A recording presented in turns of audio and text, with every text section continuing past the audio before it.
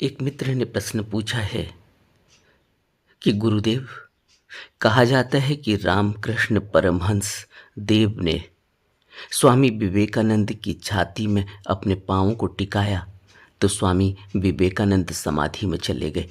क्या ऐसा संभव है? क्या हमारे साथ भी ऐसा हो सकता है कि कोई गुरु हाथ रखे तो हम भी समाधि में चले जाएं? हाँ, हो तो सकता है, लेकिन शिष्य की पात्रता मुख्य है। आपने एक कहानी सुनी है? एक साधु भिक्षाटन के लिए निकले। द्वार पर एक माई आई और उसने जो भी वो दे सकती थी उनको दान दिया और वो साधु चुपचाप चले गए। जब जाने लगे, जब निकल गए घर से आगे, तो उसने पीछे से आवाज लगाई कि आपने कोई भी आशीर्वाद नहीं दिया।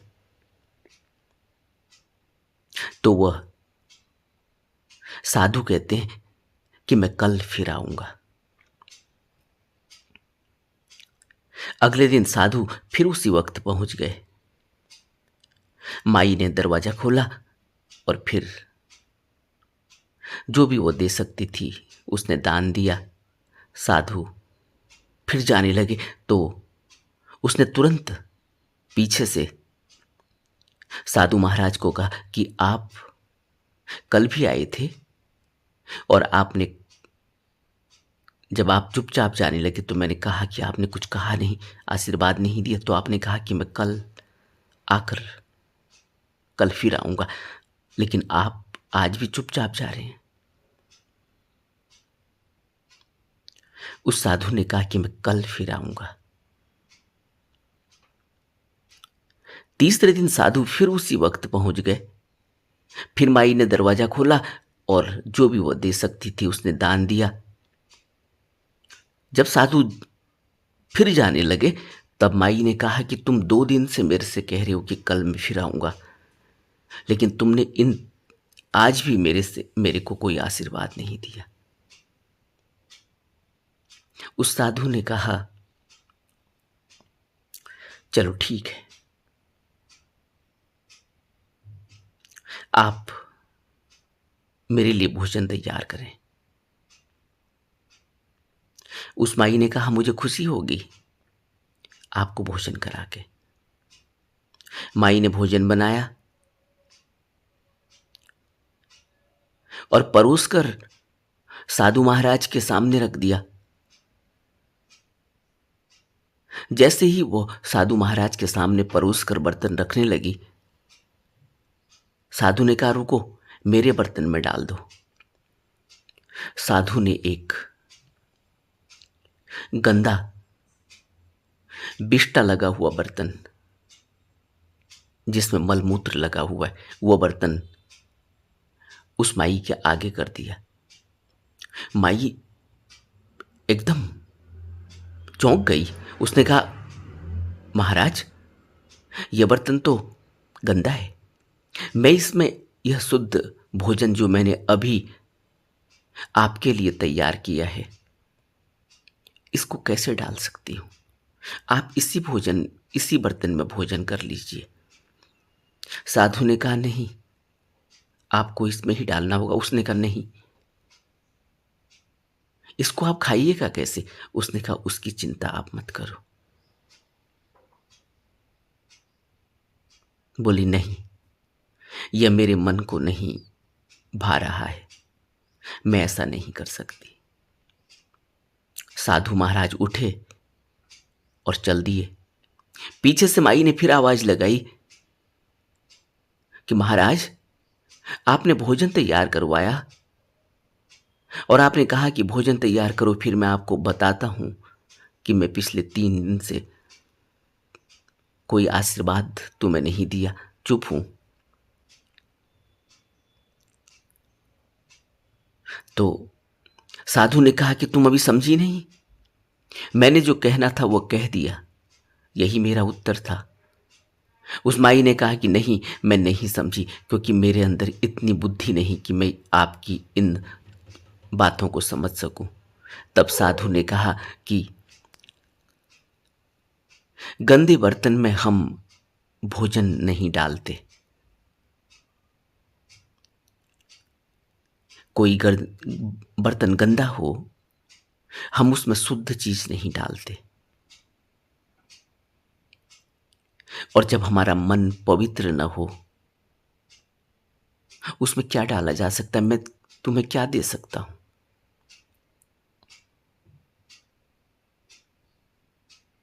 पहले बर्तन को साफ करना होगा, तभी उसमें डाला जा सकता है। अपने बर्तन को साफ रखो। तब उस माई की आंखें खुल गई, और उस दिन के बाद से माई ने अपना चरित्र ही बदल दिया। माई पर साधु की वह बात इतनी जोर से उसके हृदय पर लगी, हृदय पर चुभी, कि वो माई का जीवन बदल गया। उसके बाद से उसने कोई भी वह कृत्य नहीं किया जो उसको उसके बंधन का कारण बने। और कहते हैं कि वो माई बहुत ऊंची अवस्था में पहुंची।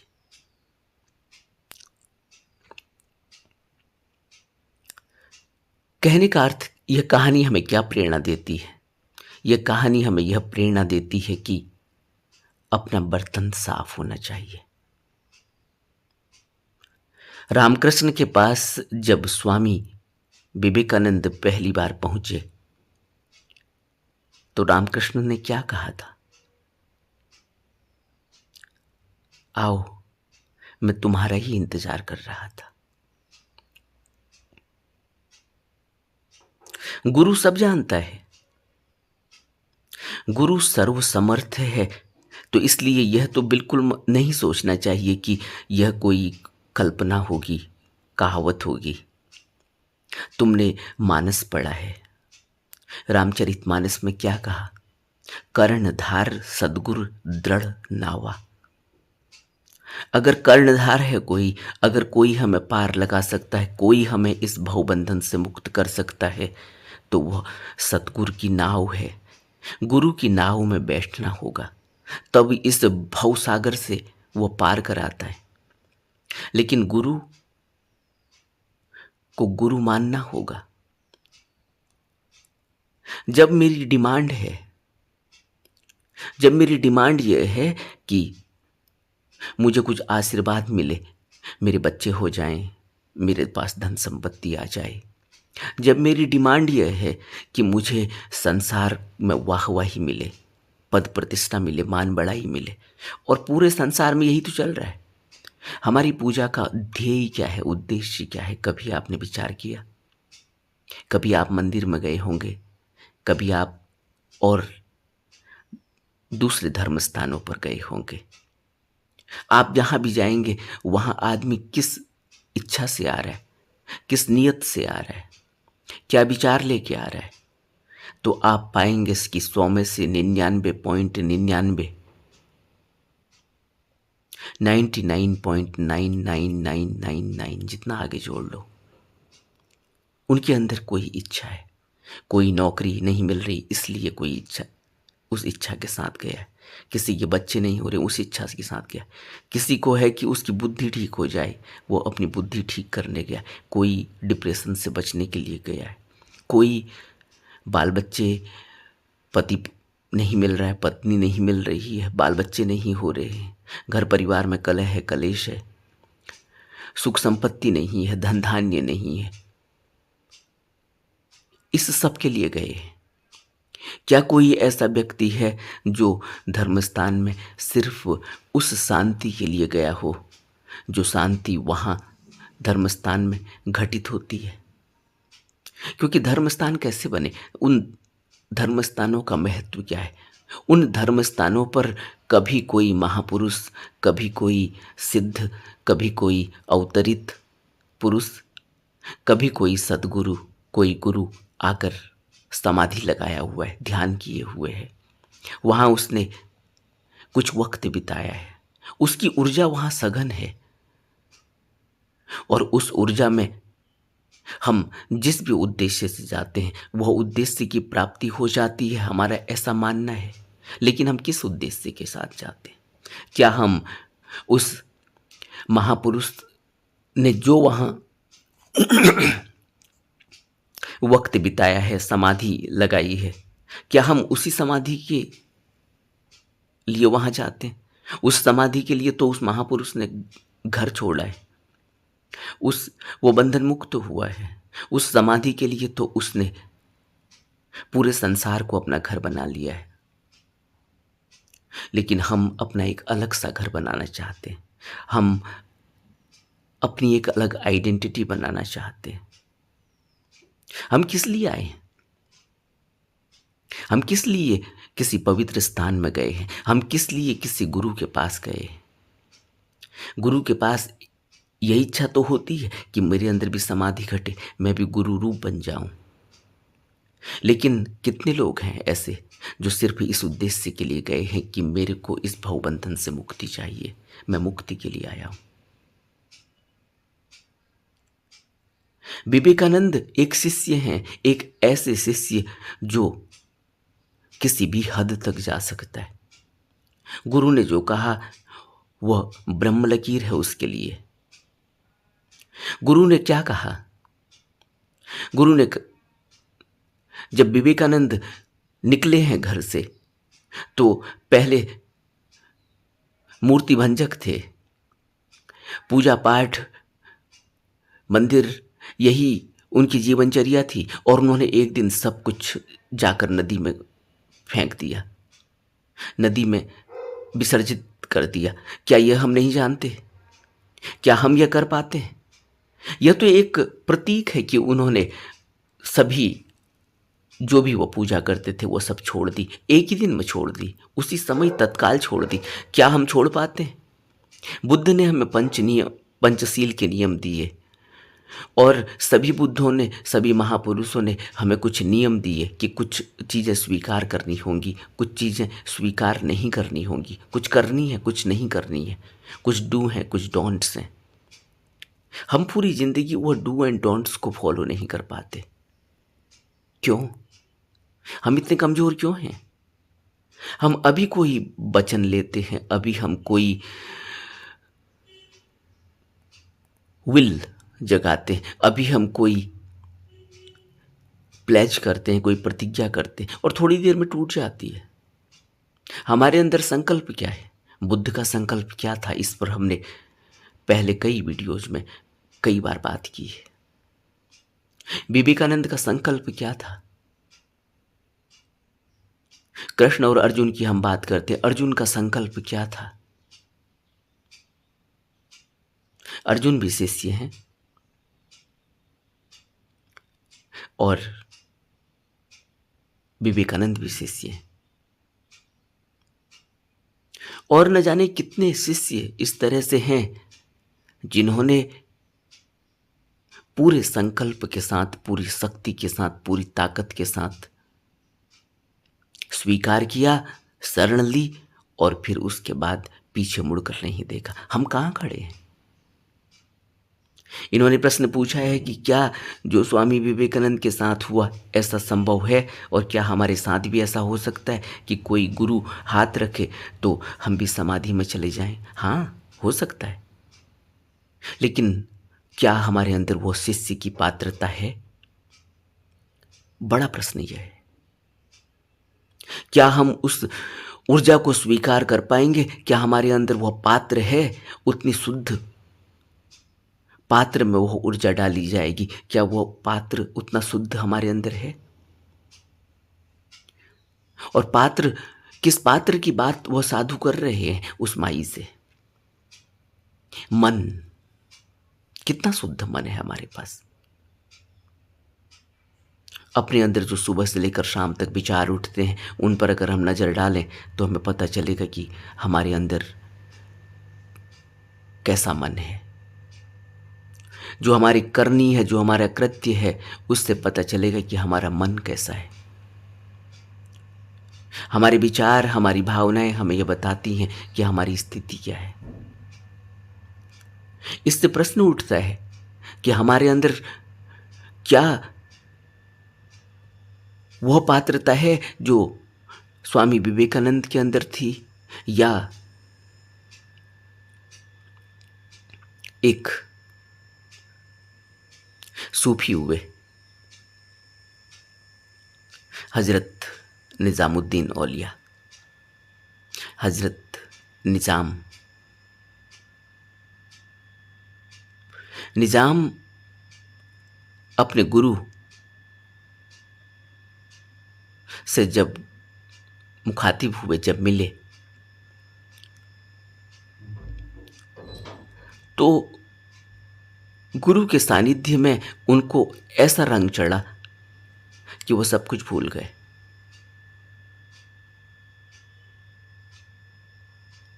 और एक दिन इतने बड़े फकीर हुए, सूफी हुए।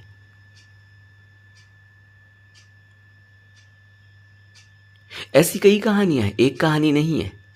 बुल्ले शाह की कहानी भी शायद आपको पता हो या न हो। बुल्ले शाह एक बहुत ऊंचे परिवार से हैं। जिस तरह से हिंदुओं में ब्राह्मण को सबसे ऊंचा माना जाता है, ऊंचा परिवार माना जाता है, वैसे ही बुल्ले शाह भी ऐसे ही बड़े परिवार से। लेकिन उनके अंदर खोज है, एक लगन लगी हुई है कि कोई मुझे ऐसा मिले जो मुझे उस खुदा के बारे में, मालिक के बारे में बता दे। किसी ने उनको बताया कि एक फकीर हैं, तुम उनके पास जाओ, शायद वो तुम्हारी इस प्यास को बुझा दें। और कहते हैं कि वह फकीर उस समय खेत में कुछ पौध लगा रहे थे।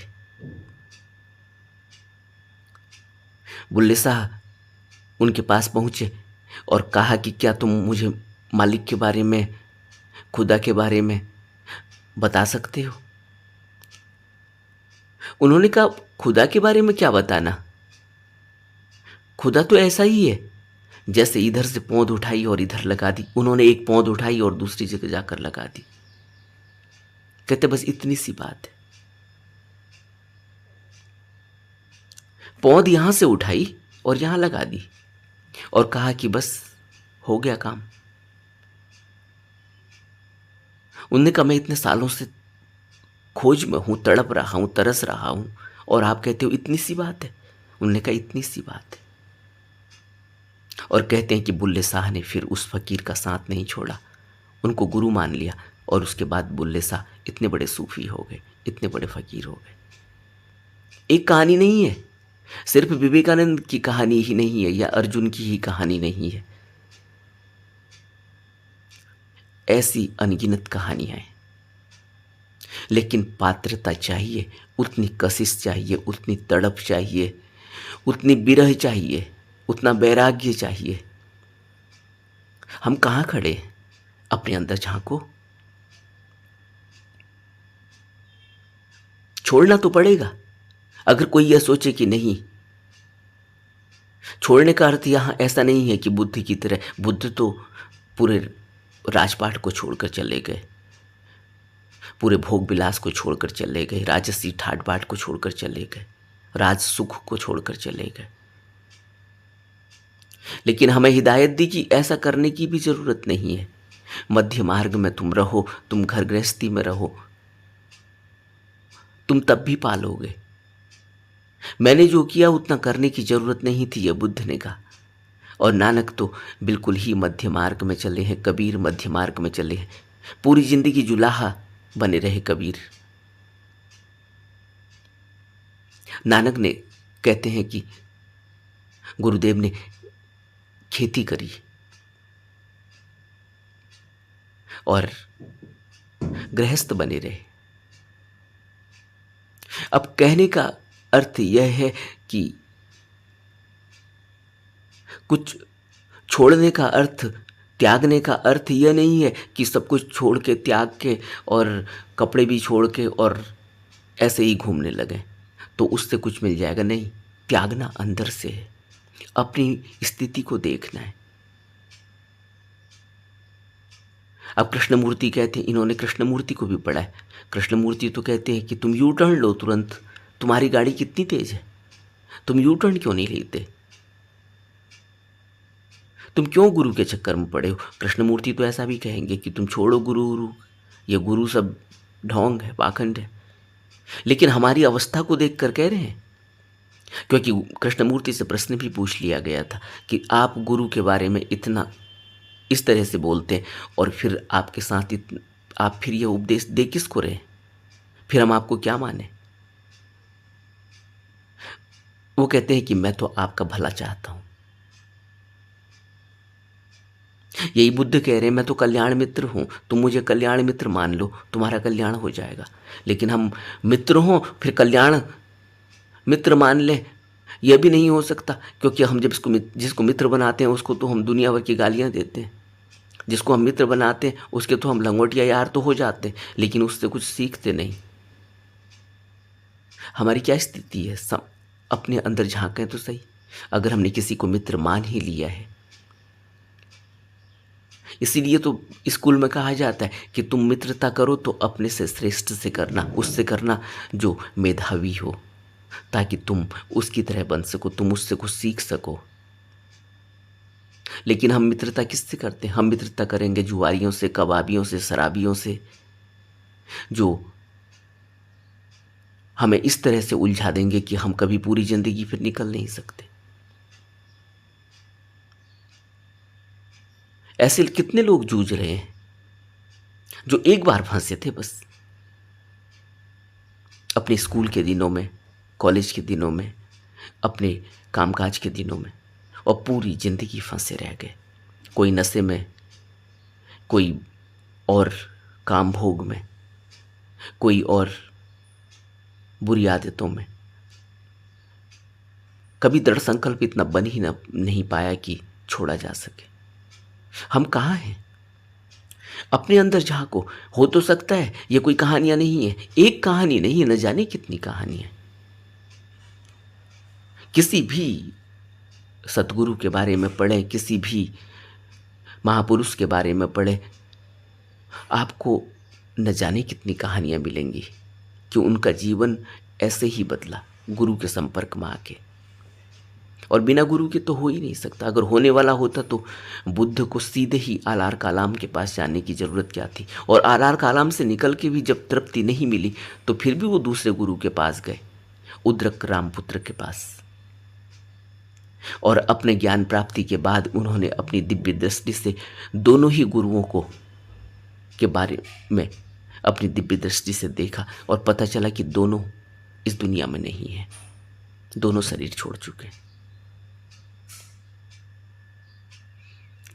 हम जीवन को जितना समझ रहे हैं उतना नहीं है, और हम जिस मार्ग पर चलना चाह रहे हैं वह मार्ग भी बिना किसी राहबर के, बिना किसी कल्याण मित्र के, बिना किसी संत सदगुरु के, बिना किसी सिद्ध के पार नहीं किया जा सकता, क्योंकि वो अंतर की यात्रा है। और अंतर की यात्रा का क्या अर्थ होता है कि जहां हमारा कोई जोर ही नहीं चलता। आप सोचो, सपने में एक मामूली सा सपना आया है कि कोई पीछे तुम्हारे पड़ गया है चाकू लेकर और तुम भाग रहे हो, तुम्हारी क्या गति हो जाती। अपनी स्थिति को देखें तो सही, सपनों में कितना पसीना पसीना, मुंह से आवाज़ नहीं निकलती, हुक हुक करके आवाज़ ही नहीं निकल रही है, और आदमी जोर से चाहता है कि वो चिल्लाए, किसी को बताए कि कोई मेरे पीछे पड़ गया।